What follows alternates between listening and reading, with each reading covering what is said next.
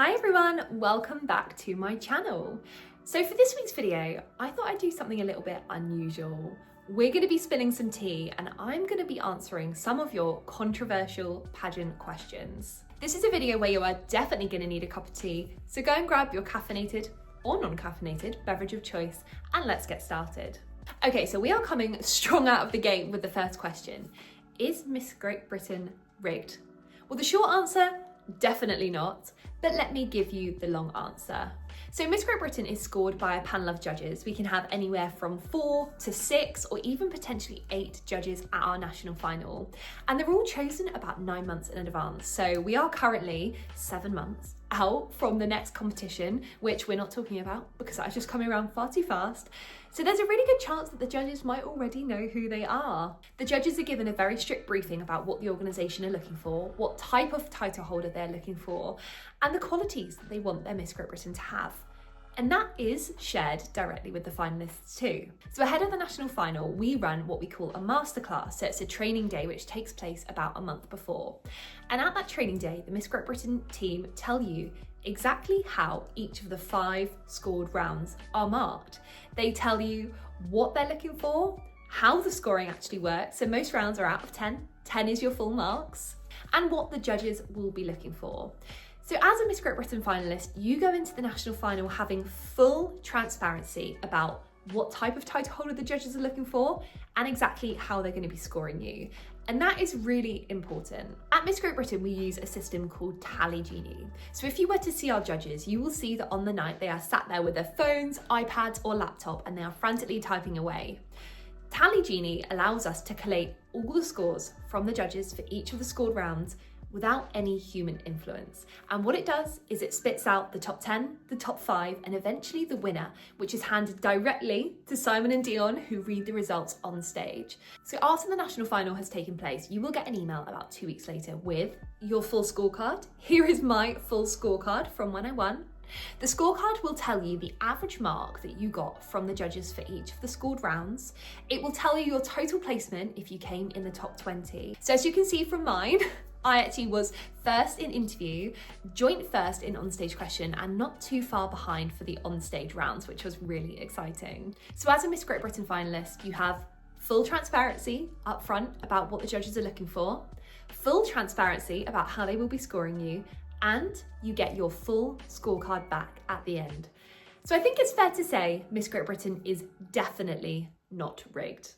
The next question, are there things as Miss Great Britain that I'm allowed and not allowed to do?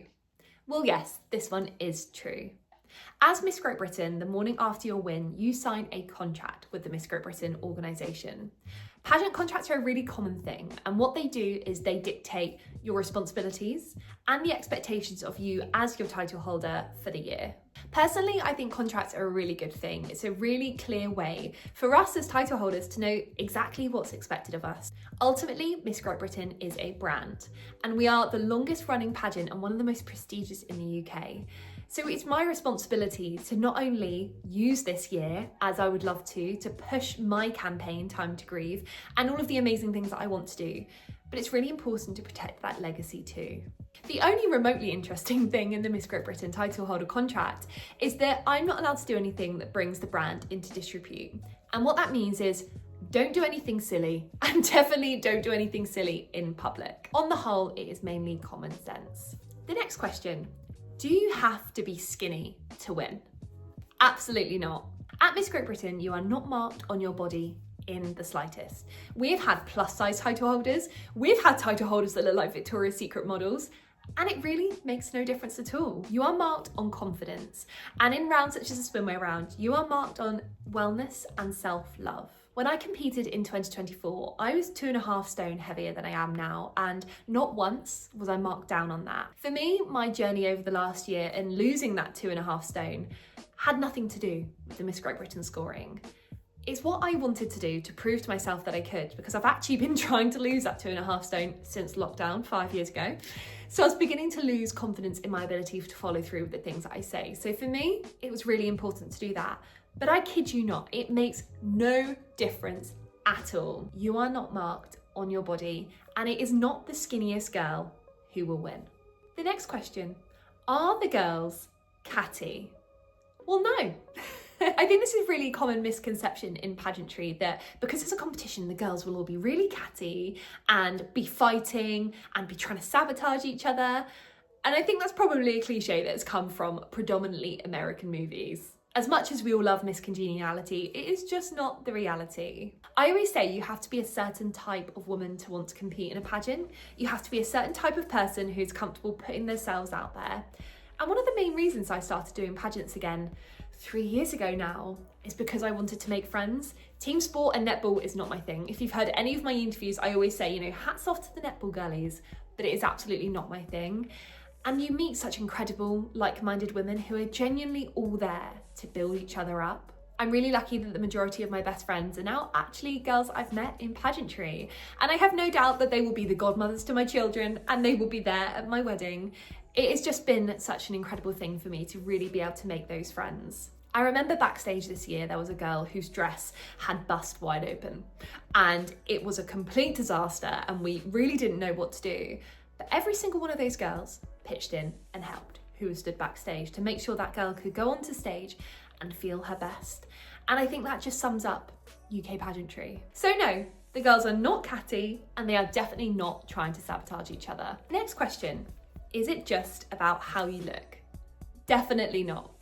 At Miss Great Britain, 2 of the 5 rounds that are scored and count towards whether you're going to win the title or not are speaking rounds. And in those rounds, be that your onstage question or your interview, you're talking about who you are and the work that you do and the difference you'd love to make if you won the title.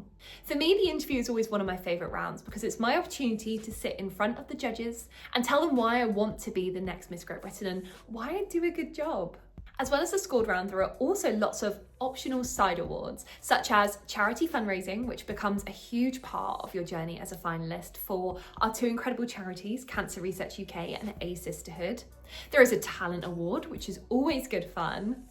And there's also a publicity award as well, where you can get out and about in the media spreading your message. I also won the publicity award because I got out and about in the media talking about my Time to Grieve campaign. Do you know what? I'm actually going to run and grab my publicity portfolio for you now.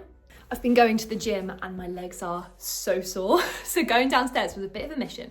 However, I've got here my publicity portfolio. So this is what I submitted and this is what the judges judge for the publicity round. So in here you can see a little introduction, some of the logos of some of the things that I was up to. These is some of my media coverage for my Time to Grieve campaign and just my general media coverage as well. So you can see here, I raised a total of £2,603.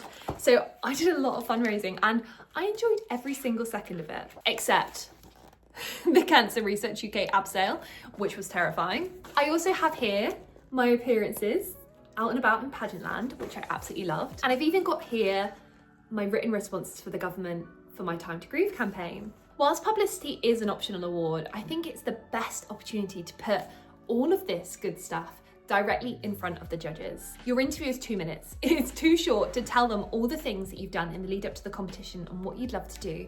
So take any opportunity to put more material in front of them. I managed to put all of this in front of the judges and hopefully it went some way to show them just how hard I've worked in the lead up to the final. It is simply not enough to turn up at the final of Miss Great Britain with nice outfits, a good pageant walk, and looking the part. There is so much more that goes into being a title holder, and that is part of the magic of it. And I'm going to finish off with a fun one. Do I get to keep the crown, or do I have to give it to someone else? This crown is mine to keep forever. Which I love, because there is zero chance of me ever giving this back.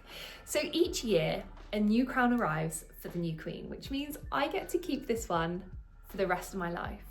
It's really special to be able to keep it. I know with some international competitions, especially where the crowns are worth millions, you cannot keep them.